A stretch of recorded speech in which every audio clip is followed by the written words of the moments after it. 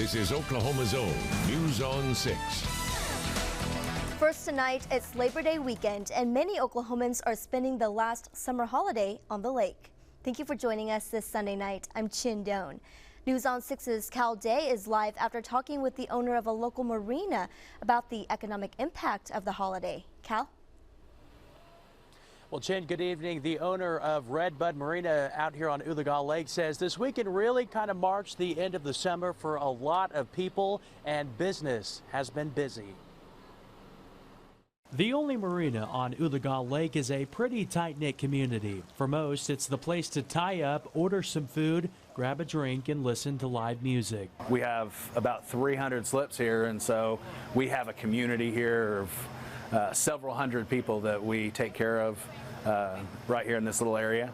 So everybody kind of knows everybody. Owner Michael Fawcett calls Labor Day the last major holiday of the summer, and it's been a busy one. Every campsite on the lake is full.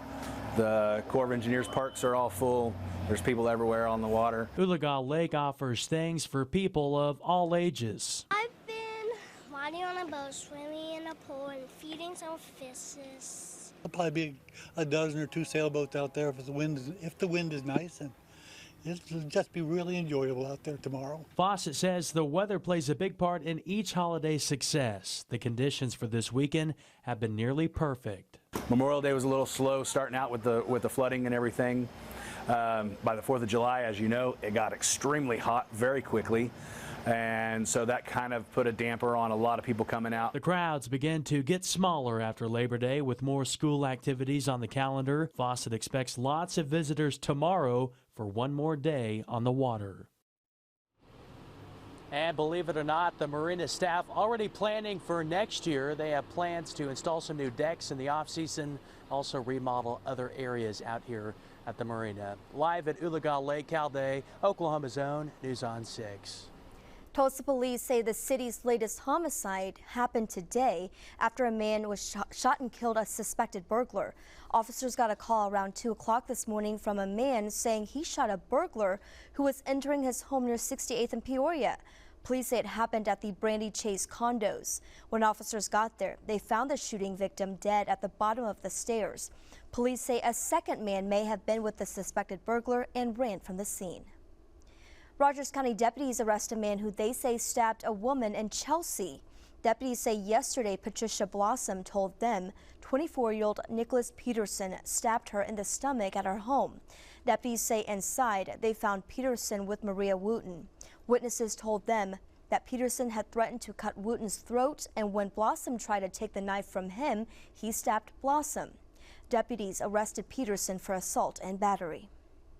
Tulsa police are trying to find a 22-year-old man who they say disappeared near 49th and Harvard around 10:30 last night.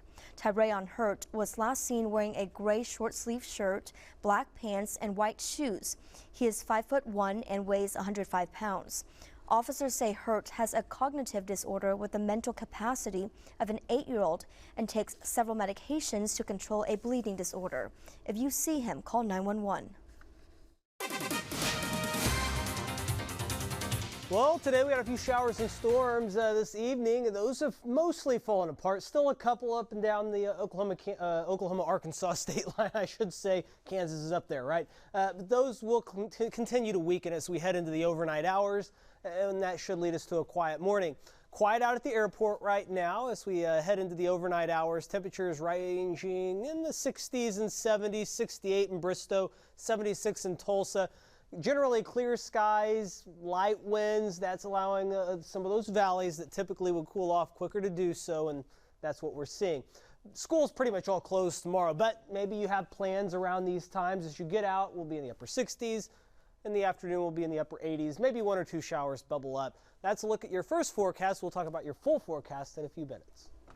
Canadian authorities are searching for 2 suspects after stabbing attacks leave 10 dead and at least another 15 hurt. Law enforcement agencies say today's attacks happened at least 13 places in Saskatchewan. They say some attacks look targeted while others may be random. A dangerous persons alert has been issued for Damien and Miles Sanderson, last seen traveling in a black SUV. A 12-year-old in Kellyville is breaking barriers as the only girl on her middle school football team. Lily Chappas plays center and defensive back on the 5th and 6th grade team. She was a cheerleader, but 3 years ago she decided to try her luck on the football field. Lily plays several sports, but football is her favorite. Her coaches say they are proud of her dedication and treat her just like the other players. Lily's mom says once Lily decided to take the field, nothing could stand in her way.